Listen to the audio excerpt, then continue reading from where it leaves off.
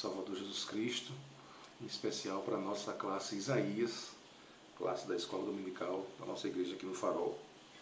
Meus queridos, nós estamos muito gratos a Deus por tudo, inclusive por esse momento tão especial em que, de certa forma, a tecnologia tem nos ajudado, está nos ajudando a nós mantermos a nossa comunhão, a nossa unidade, em um momento tão especial como esse de aprendizado da Palavra de Deus. Estamos encerrando esse trimestre e foi um privilégio estar com vocês, aprendendo junto com vocês, uma lição com um tema, com um título tão especial, Jesus Cristo, Filho do Homem, Filho de Deus. Depois desses primeiros 3 meses do ano, aprendendo, discutindo, consolidando nossa fé em Jesus Cristo, nosso Senhor e Salvador, aprendendo sobre sua vida, o seu ministério, a obra da salvação, o seu senhorio e, em particular, sobre a divindade e a humanidade de Jesus Cristo. Eu creio que foi enriquecedor para todos nós. E nessa segunda teleaula, semana passada, nós estivemos junto com o João Pedro e com a tia Daniele também, cada um nas suas casas. Nós estivemos juntos aprendendo sobre o código de ética de Jesus, o código de ética do reino de Deus, que Jesus Cristo, junto com a pregação do Evangelho, junto com a operação de milagres e maravilhas, junto com a libertação de oprimidos, ele veio também deixar aqui a sua marca, impregnar em nós as marcas do seu reino, e a lição passada foi sobre o código de ética de Jesus Cristo, do reino de Deus. E não haveria tema melhor para a gente encerrar esse trimestre, encerrar esses estudos sobre Jesus Cristo, Filho do Homem, Filho de Deus, do que uma lição com esse título. É a lição de número 13, a última lição do trimestre, e o título dela é A Segunda Vinda de Nosso Senhor Jesus Cristo. Para falarmos sobre a segunda vinda, a gente precisa consolidar, confirmar e falar alguma coisa a respeito da primeira vinda. E a primeira vinda de Jesus, ela se encerra, todos nós sabemos disso, com 2 fatos muito importantes. Depois de ter vivido o seu ministério aqui, cumprido a sua missão, de aproximadamente 3 anos, pregando, curando, libertando, anunciando o reino de Deus aqui na terra, inaugurando o tempo da graça, a sua primeira vinda ela se encerrou com a sua morte e, graças a Deus, com a sua ressurreição. A morte de Cristo concretiza o plano da salvação.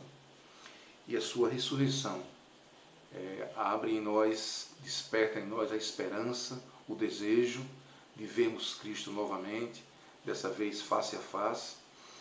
Desperta em nós a esperança e a certeza da ressurreição dos mortos. É sobre tudo isso que trata a nossa lição deste domingo. E com isso nós queremos iniciar realmente a lição, e o texto bíblico proposto para essa lição sobre a segunda vinda de nosso Senhor Jesus Cristo é uma parte da primeira carta de Paulo aos Coríntios, no capítulo 15, dos versículos 12 a 19. O texto do dia, o texto áureo para essa lição, aquele texto para memorizar assim, é um texto que está no Evangelho de Jesus segundo Mateus, capítulo 24, versículo 27, que fala já de uma dessas características dessa segunda vinda de Cristo. Se a sua primeira vinda foi no nascimento extraordinário, sobrenatural de Jesus, no ventre da bendita Virgem Maria, gerado por obra e graça do Espírito Santo, se a sua primeira vinda aqui foi totalmente visível para o mundo da sua época, foi para os judeus que estavam naquele período ali, terminando o período interbíblico, a sua segunda vinda será rápida, não vai durar 3 anos como a primeira vinda, será super rápida, será gloriosa, será exclusivamente para aqueles que o reconheceram e o aceitaram como unigênito Filho de Deus, que aceitaram o sacrifício do Calvário. E esse texto de Mateus fala de que essa segunda vinda será dessa forma, porque assim como o relâmpago sai do Oriente e se mostra até o Ocidente, assim será também a vinda, a segunda vinda do Filho do Homem. Então, da mesma forma, na mesma velocidade e com a mesma abrangência que um relâmpago se mostra no céu, ele vai do Oriente e se mostra no Ocidente, e é super rápido. Assim também será a vinda do Filho do Homem. Esse é o texto escolhido pelo comentarista em Mateus 24 e 27. Também há um texto aqui para a gente memorizar também, que é a síntese da lição, segundo o comentarista. Pensar sobre as últimas coisas, o fim da história e a eternidade deve ser um exercício cotidiano e repleto de esperanças para todos aqueles que servem ao Cristo ressuscitado. A nossa lição, como sempre, também traz uma agenda de leitura para a semana toda. A cada dia da semana nós temos um texto bíblico, um versículo-chave, e a gente, além desse versículo, a gente pode ver todo o contexto que se refere a esse texto. E na segunda-feira a proposta foi Lucas capítulo 13, versículo 32, que é a forma como Jesus Cristo, aqui no seu ministério, na sua primeira vinda terrena, ele anunciou o que ele faria. Então, em Lucas capítulo 13, Jesus, mais uma vez, dentre outras vezes, ele diz que ele veio para curar, para libertar, para salvar. Na terça-feira, a leitura proposta foi Atos capítulo 4, versículo 2, a ressurreição, que foi o ápice da sua primeira vinda, a ressurreição como tema da pregação da igreja primitiva. E nesse texto em particular, a gente vê como os nossos irmãos estavam empolgados, imbuídos com essa alegria, com essa missão de pregar o Evangelho, obedecendo o ID de Jesus, Jerusalém, Judéia, Samaria e até os confins da terra, e chegou até nós, e de como essa pregação era feita. Pregavam o Evangelho e enfatizavam o Cristo que foi morto, mas que ressuscitou. E nesse versículo em particular, Atos 4, 2, diz como os líderes, como os sumos sacerdotes da época, totalmente desprovidos dessa visão de Deus, como eles se incomodavam com isso. Lucas diz que eles se doíam e muito, né? As autoridades da época, inclusive os sacerdotes, se doíam e muito de que eles pregavam sobre o Jesus ressuscitado. Na quarta-feira a proposta foi 1 Coríntios, capítulo 15, que é a nossa leitura em classe para essa lição, e em particular o versículo 52. Essa é uma passagem tão bonita, tão clássica na Bíblia, a respeito da segunda vinda de Cristo, essa e a outra que está em 1 Tessalonicenses capítulo 4. Eu gostaria de ler com vocês essa passagem que está na primeira carta de Paulo aos Coríntios, capítulo 15, versículo 52. Eu gostaria de ler do 51 até o 58 com vocês. Paulo diz assim: eis aqui vos digo um mistério. Na verdade, nem todos dormiremos, mas todos seremos transformados num momento, num abrir e fechar de olhos, ante a última trombeta. Porque a trombeta soará e os mortos ressuscitarão incorruptíveis e nós seremos transformados. Porque convém que isto que é corruptível se revista da incorruptibilidade, e que isto que é mortal se revista da imortalidade. E, quando isto que é corruptível se revestir da incorruptibilidade, e isto que é mortal se revestir da imortalidade, então cumprir-se-á a palavra que está escrita: tragada foi a morte na vitória. Onde está, ó morte, o teu aguilhão? Onde está, ó inferno, a tua vitória? Ora, o aguilhão da morte é o pecado, e a força do pecado é a lei. Mas graças a Deus, que nos dá a vitória por nosso Senhor Jesus Cristo. É um texto onde Paulo enfatiza de maneira assim resumida, né, dá um vislumbre de como será essa segunda vinda de Cristo. Aqueles que morreram em Cristo ressuscitarão, terão seus corpos transformados. Nós, os que estivermos vivos, seremos arrebatados, também teremos os corpos transformados e juntos nos encontraremos com o Senhor nos ares. A leitura proposta para quinta-feira, ela confirma isso e ela acrescenta mais alguma coisa. É o que está em primeira carta de Paulo aos Tessalonicenses, capítulo 4, versículo 18. Ele narra também como será essa segunda vinda e ele termina dizendo assim: consolai-vos uns aos outros com esta palavra, com essa mensagem. Graças a Deus. A mensagem, a lição de hoje, que a gente pode extrair, entre outras coisas, da lição de hoje, é que a segunda vinda de Cristo não deve causar em nós uma sensação de pavor, de terror, de apreensão, de ansiedade, de preocupação. O coronavírus ou qualquer outra praga que apareceu ou que apareça na face da terra vai provocar em nós uma correria para os pés de Jesus, para pedir perdão dos pecados, porque a vinda de Cristo está se aproximando. A proposta da Bíblia, a proposta do Novo Testamento, a proposta da Nova Aliança, a proposta do amor de Deus para a humanidade é uma vida de relacionamento, de intimidade, de comunhão com Deus. E isso se manifesta todos os dias, a todo momento da nossa vida, não somente durante essa ou aquela circunstância. Devemos sim estar preparados, consolados com essa palavra, alegres em qualquer situação, porque é verdade que a volta de Cristo está às portas, mas é verdade também que precisamos levar uma vida de comunhão, de intimidade, de relacionamento com Deus o tempo todo.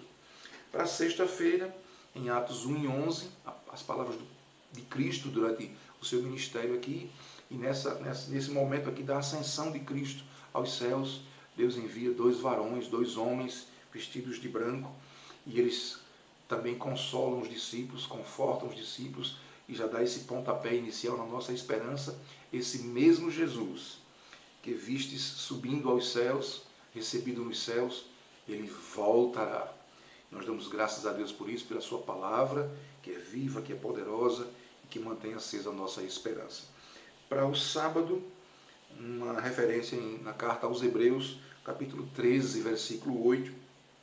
Tudo isso, uma palavra de esperança, certeza, consolo, conforto, só acontece nos nossos corações porque Deus é fiel, seu amor não muda, e é o que diz a carta aos Hebreus, essa proposta para o sábado, que é, ele é o mesmo, ontem, hoje e eternamente. Amém? O comentarista propõe 3 objetivos básicos para essa lição, dentre outros, que é demonstrar a centralidade do conceito de ressurreição para a fé cristã, apresentar os pressupostos bíblicos básicos sobre o arrebatamento e refletir a respeito do nosso estado lá no céu, na eternidade, depois do arrebatamento, bodas do Cordeiro, uma vida eterna com Cristo. Como é que se dará isso? De maneira resumida, é lógico, o comentarista faz isso. O texto bíblico para a lição, já dissemos, a primeira carta de Paulo aos Coríntios, uma parte dessa carta, do capítulo 15, versículo 12 a 19, que quero ler com vocês também. Ora, se nós pregamos que Cristo ressuscitou dos mortos, como dizem alguns dentre vós que não há ressurreição dos mortos?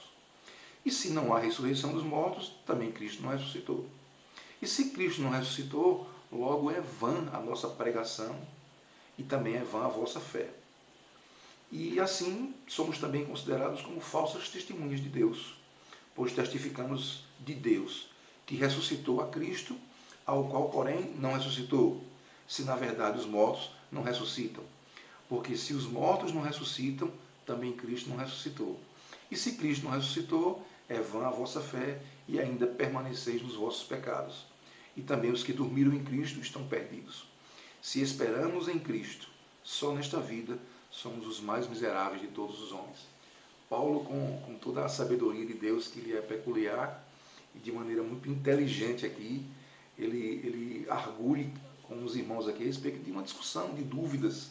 Afinal de contas, naquela época, no judaísmo, falar sobre ressurreição de Cristo, que era patente ali, que era uma confirmação entre eles, mas ainda assim era um assunto polêmico.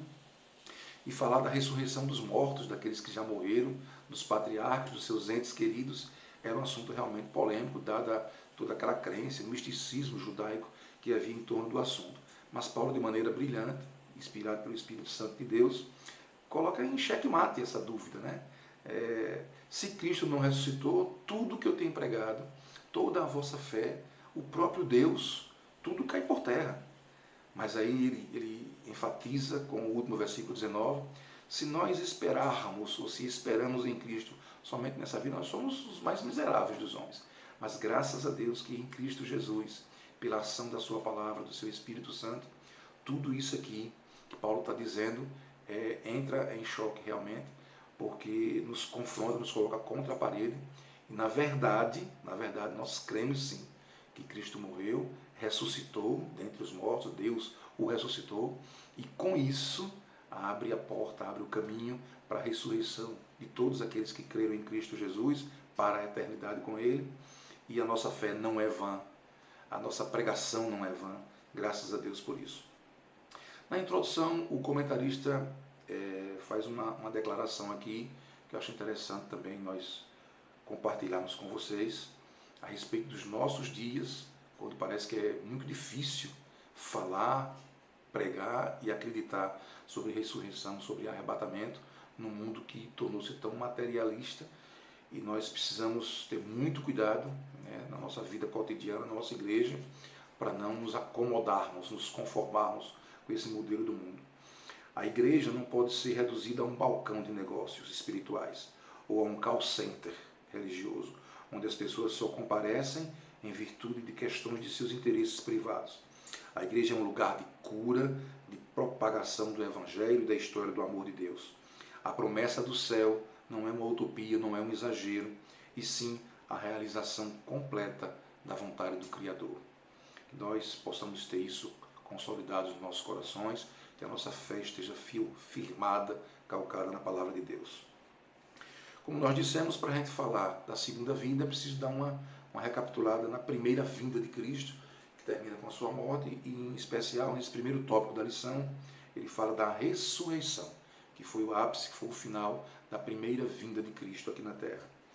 E aí o comentarista, de forma resumida, diz que nos 3 subtópicos da lição, que a ressurreição de Cristo é a consolidação da nossa vitória, a mais importante. A centralidade da fé cristã encontra-se no evento da ressurreição, é o que diz Paulo na sua carta em 1 Coríntios capítulo 15, versículo 14, que a nossa fé seria vã se Cristo não tivesse ressuscitado. Mas como Ele ressuscitou, a nossa fé não é vã, e ela está baseada na palavra de Deus, nas evidências históricas, naquilo que a nossa vida, que a nossa fé experimenta diariamente, na nossa comunhão com Cristo. São as confirmações inquestionáveis de que Cristo realmente ressuscitou. No segundo tópico, nesse segundo subtópico do primeiro tópico, a ressurreição como pilar da fé cristã, em um dos textos mais importantes, esse que nós já lemos, Paulo afirma e reafirma a centralidade da nossa fé na ressurreição de Cristo, dirimindo toda dúvida, qualquer dúvida. De volta para casa é o terceiro subtópico, a ascensão de Jesus ressurreto. É o último ato público do ministério de Jesus e é a convicção de que vamos também ser levados para o céu juntamente com Ele, para estarmos com o Senhor para sempre. E aí vem o segundo tópico da lição, que aí sim é o grande tema da lição de hoje, o arrebatamento da igreja, segunda vinda de Cristo. Nós temos argumentos em toda a Bíblia, mas em especial vamos tratar aqui no Novo Testamento a respeito da segunda vinda de Cristo. Os argumentos nos evangelhos, que são favoráveis ao arrebatamento, o próprio Cristo falou, esses 2 varões falaram que ele voltaria. Em seguida, lá na frente, Paulo confirma isso nas leituras que nós já fizemos. Mas tem um texto que me chamou a atenção aqui do comentarista, que diz que, a despeito de outras abordagens, né, que existem hoje no nosso mundo, e sempre existiram essas abordagens, duvidando dessa promessa de Deus que vai se cumprir, que já está se cumprindo. Existem outras abordagens escatológicas, né, feitas por outros grupos religiosos, mas nós adotamos uma compreensão de que haverá um tempo de juízo e até de terror sobre a face da terra, sobre a humanidade. Mas antes que esses tempos sombrios se estabeleçam, Jesus Cristo volta glorioso para arrebatar a sua igreja, poupando ela dessa provação terrível que haverá sobre a humanidade. Os evangelistas discutem essa questão das últimas coisas e tem textos bem conhecidos no Evangelho de Mateus, no capítulo 24, no capítulo 25, em Marcos, no capítulo 13. Jesus Cristo mesmo já foi adiantando alguma coisa, falando sobre o princípio das dores, as últimas coisas.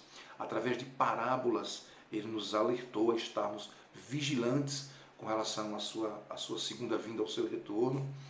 E a parábola das 10 virgens, a parábola dos talentos e outras passagens da Bíblia nos alertam a estarmos vigilantes, sóbrios, com cautela com relação a esses eventos, às circunstâncias pestes, guerras, rumores de guerras, essas tragédias nos relacionamentos familiares, na sociedade como um todo, né? Nós estamos vendo isso durante toda a história da humanidade, mas as coisas vêm se agravando, vêm se intensificando nos últimos tempos.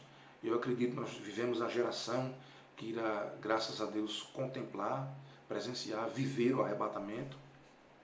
E esses fatos todos estão se intensificando, mas Jesus disse que não era para ninguém estar assustado, apavorado, aterrorizado. Prestem atenção nos sinais, olhem para a figueira, olhem para Israel, olhem para as outras nações, vejam os fatos que estão acontecendo em volta de vocês, em volta da Igreja de Cristo, mas estejam com cautela, observando isso. Ninguém precisa sair por aí determinando a data que Cristo vai voltar, de que forma ele vai voltar. Tudo isso está previsto, revelado na Bíblia, e aquilo que não está revelado assim claramente na Bíblia, Paulo diz nessa sua carta aos Coríntios, ele diz: eis que vos digo um mistério. Então, esse mistério, que até então era mistério, o Espírito Santo de Deus acaba de revelar para a gente, através de Paulo na sua carta aos Coríntios. Existem outros mistérios que estão na Bíblia a respeito da segunda vinda de Cristo, a respeito da eternidade, do arrebatamento da igreja. Esses mistérios estão revelados na palavra de Deus e serão descortinados, revelados para nós, na medida que o próprio Deus quiser fazer isso. E há algumas coisas que só vão ser reveladas na eternidade. Então, o mistério do arrebatamento, Paulo deu uma pincelada, né? Nós, os que estivermos vivos, seremos arrebatados. Primeiro os mortos irão ressuscitar, terão seus corpos restaurados. Isso foi um mistério que foi revelado. Existem outros mistérios. Com relação a esses outros mistérios, a lição vai dizer daqui a pouco, não nos compete saber os tempos e as horas e as datas em que essas coisas vão acontecer. Isso é um mistério que não foi revelado. Somente o próprio Deus e o Filho, eu creio que sabem desse mistério e vão revelar para nós, só que vai ser num abrir e fechar de olhos. Então, não é para ficar especulando, né? Muitos se levantaram, né? Homens e até instituições, igrejas se revelaram, grupos religiosos se levantaram na terra para tentar adivinhar, dizer, especular quando Cristo vai voltar, geralmente baseado nessas circunstâncias de tragédias, de epidemias, e ainda nos nossos dias, ainda a gente fazendo isso, né? O atentado às Torres Gêmeas, a gripe tal, a epidemia tal, e todo mundo começa a associar um determinado versículo da Bíblia e querer especular que agora é tempo de correr para os pés de Jesus, porque a volta dele está próxima, que vai começar a grande tribulação, é a primeira metade, é a segunda metade, não nos compete. A palavra de Deus diz em Tessalonicenses, está bem claro naquela leitura em classe para quinta-feira, está bem claro nas Escrituras: consolai-vos uns aos outros com essas palavras. É para a gente estar consolado, é para a gente estar confiante e atento e vigilante com relação à volta de Cristo.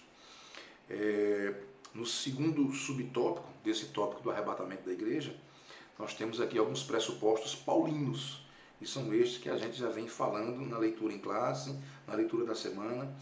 Paulo deixa assim bem clara a imagem do encontro entre a igreja e Jesus nos ares, né? Ante a última trombeta, os mortos ressuscitarão, os que estivermos vivos seremos arrebatados e encontraremos com o Senhor nos ares. E é interessante, Paulo usa duas palavras aqui. Em Coríntios, ele usa, em Tessalonicenses, na verdade, ele usa a palavra parousia, né, que é, na verdade, um evento que acontecia nas cidades governadas pelo Império Romano, quando um imperador ou quando um senador estava para visitar aquela cidade, acontecia a parousia. Era um evento político, é um termo político, né, para aquela realidade. Na verdade, toda a cidade se preparava para recepcionar aquela autoridade, o imperador. Quando ele chegava, a população, a cidade inteira saía ao seu encontro. E isso era parousia. E a outra expressão que Paulo usa em Tessalonicenses é apântesis. Então, a parousia era a preparação e a chegada da autoridade, do imperador, e a apântesis era realmente o encontro entre a cidade e o imperador. E Paulo usa essas duas expressões quando ele fala a respeito desse encontro maravilhoso entre a noiva, entre a igreja e a autoridade máxima, que é Jesus, o seu noivo, o nosso noivo. Então, fica uma coisa, dá para a gente vislumbrar assim, como seria isso nos ares, nas nuvens, Jesus acompanhado de toda a corte celestial, toda a comitiva celestial, recepcionando a sua noiva num lugar absolutamente inusitado, nos ares, nas nuvens, e ali sim vai se dar, a parousia já está acontecendo, a preparação, o anúncio da vinda do noivo, e a pântesis vai acontecer com esse encontro maravilhoso entre a igreja e Cristo nos ares. E dessa forma é o que o comentarista coloca para a gente, de que forma se dará o arrebatamento da igreja. As Escrituras confirmam isso, essa ilustração que Paulo faz quando usa essas duas expressões. E o terceiro tópico da lição, já caminhando para o final, é a vida eterna com Cristo. Como se dará? Fomos arrebatados, agora vamos para a eternidade e ficar lá como anjinhos, todo mundo de branco, aquela coisa assim etérea, aquela coisa, todo mundo de branco, bonitinho, voando nos céus. A Bíblia deixa claro, as Escrituras nos deixam desejar ardentemente por esta eternidade. Primeiro porque vai ser uma eternidade com Cristo, uma coisa mais gloriosa, uma coisa mais que alegre mais o nosso coração de que imaginar ver Jesus Cristo face a face. Agora você imagine o tempo que vai ser suficiente para você primeiro ter um conhecimento pleno de Deus, de Jesus Cristo, do Espírito Santo. Tudo que já aconteceu na história do universo, da Terra, da humanidade, isso tudo vai ser deslumbrado, vislumbrado por nós, caminhando nas ruas celestiais, juntamente com Cristo, juntamente com os anjos, com os patriarcas, com aqueles que morreram na esperança de Cristo antes de nós. E a eternidade vai ser pouco para a gente compartilhar tudo o que aconteceu desde quando Deus propôs o plano da salvação. Imagine uma eternidade, uma vida inteira de gratidão a Deus. Gratidão a Deus por tudo que Ele fez por nós, por tudo que Ele é, por tudo que Ele fez por nós. Não tem relógio do mundo, não tem eternidade do mundo que seja suficiente para isso. Agradecermos a Deus por tudo que Ele fez, por tudo que Ele aprendermos cada dia mais da eternidade a respeito de Deus, a respeito do seu plano maravilhoso da criação, da salvação, da nossa redenção. A eternidade vai ser realmente pouco. E a Bíblia nos deixa assim ansiosos, desejosos, aliás, de que isso não vai ser uma vida pacata, morgada, como a gente costuma dizer. Não vai ser uma coisa sem graça, não. Vai ter muito que conversar, muito que ouvir, muito que aprender, muito que deslumbrar no céu. E realmente a eternidade vai ser pouco. Uma celebração eterna pelo casamento da igreja com Cristo, pela concretização da nossa redenção, da nossa salvação. E assim estaremos para sempre com o Senhor. Imagine vocês se nós voltarmos ao estado pleno, todas as coisas serem restauradas, novos céus, nova terra, o governo milenar de Cristo, todas as coisas que irão acontecer depois do arrebatamento da igreja, o regresso a esse estado de plenitude do homem, da forma como Deus o criou, ver Cristo face a face, tudo isso é a coisa gloriosa, é o que deixa acesa a nossa esperança e a nossa certeza no nosso coração. Nós temos aqui dois subsídios da lição. Um deles é um texto do pastor Ciro Sanches Zibordi. Na verdade, é um comentário que ele faz no livro Teologia Sistemática Pentecostal, que é do pastor Antônio Gilberto, na verdade. Mas tem um texto do pastor Ciro Zibordi, e ele reforça essa ideia de que, quanto a nós não sabemos e não nos é dado o direito de ficar especulando a respeito de quando será a vinda de Cristo, essa segunda vinda. Mas ele usa o texto de Mateus 25:13, vigiai, pois, porque não sabeis o dia nem a hora. E é Tito também que fala sobre isso no capítulo 2, versículo 13, o apóstolo Pedro na sua segunda carta, capítulo 3, versículo 3, são textos bíblicos sagrados que reforçam o nosso compromisso de estarmos vigilantes, atentos, com cautela, aguardando essa segunda volta de Cristo. E não há texto mais glorioso também de pensar numa hora como essa do que lembrarmos da Santa Ceia de Jesus com os seus discípulos, quando ele enfatiza que essa celebração da Santa Ceia que nós fazemos, graças a Deus, ela deve se dar em memória dele e até que ele venha. Mais um texto do próprio Cristo enfatiza que ele irá voltar. O outro comentário que tem como subsídio na nossa lição, também do comentário bíblico pentecostal, do pastor Arrington Stronda, ele só apenas reforça, né? Paulo, nas suas cartas, ele reforça isso. Acreditamos que Jesus está retornando em breve, assim como Paulo nos ensinou. Mas o que será daqueles que já morreram? Essa era uma dúvida que tinham os irmãos lá em Tessalonicenses, em Tessalônica, e Paulo, através de Timóteo, esclarece essa dúvida para eles. E esse texto de Tessalonicenses, o texto de Coríntios, foi usado para tirar essa dúvida, esse questionamento dos irmãos a respeito daqueles que já tinham morrido. E Paulo deixa claro, inspirado pelo Espírito Santo de Deus, que aqueles que já morreram ressuscitarão. Amém? Queridos, eu quero finalizar essa lição lembrando de uma passagem bíblica que está em Cantares, capítulo 4, versículo 6. Antes que refresque o dia e venham as sombras, volta, amado meu. Que seja esse o desejo do nosso coração. A Bíblia nos esclarece. Paulo diz assim: eu não quero que vocês sejam ignorantes.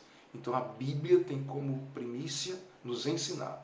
E foi Paulo quem disse: toda escritura, toda palavra de Deus, toda escritura sagrada, ela é divinamente inspirada e ela é proveitosa, ela é apta, primeiro para nos ensinar, para nos corrigir, para nos redarguir, para nos exaltar, para nos aperfeiçoar, mas primeiramente a palavra de Deus está aqui para nos ensinar.